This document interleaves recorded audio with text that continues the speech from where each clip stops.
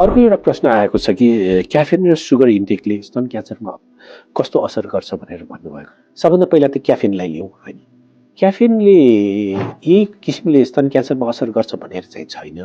तर कुनै कुनै स्टडिजहरूले चाहिँ क्याफेनको सन्तुलित मात्रामा क्याफेन लिनाले चाहिँ युजली यो कुनै कुनै स्तन क्यान्सरको औषध जस्तै कि ट्यामोक्सिफेनहरू यिनीहरूको चाहिँ अझ इफेक्टमा बेटर गर्छ भन्छ र कहिलेकाहीँ स्तन क्यान्सरहरूबाट चाहिँ उपचारहरूले चाहिँ अझ राम्रो गरिदिन्छ भन्छ।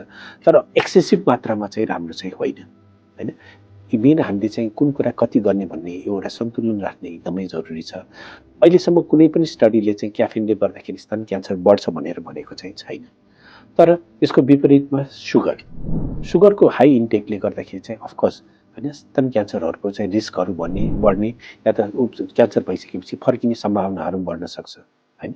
यसले गर्दाखेरि अघि नै हामीले भने जस्तै यो मोटापनहरू बढ्ने होइन। यसले गर्दाखेरि इन्सुलिनहरूको युजेसहरू बढी हुने होइन। शरीरमा इन्सुलिनको मात्राहरू बढ्न जाने जसले गर्दाखेरि चाहिँ यो सेल्सको रिपेयरहरूमा होइन यसको रिजेनुवेट हुनेमा यिनीहरू सबैमा चाहिँ यसले असर गर्छ जसले गर्दाखेरि चाहिँ क्यान्सरको रिस्क बढ्न सक्छ। त्यसैले सपोज सुगरलाई कम गर्नुहोस् या त मिनिमाइज गर्नुहोस् होइन जसले गर्दाखेरि चाहिँ यो क्यान्सरहरूको रिस्कहरू चाहिँ कम हुन सक्छ।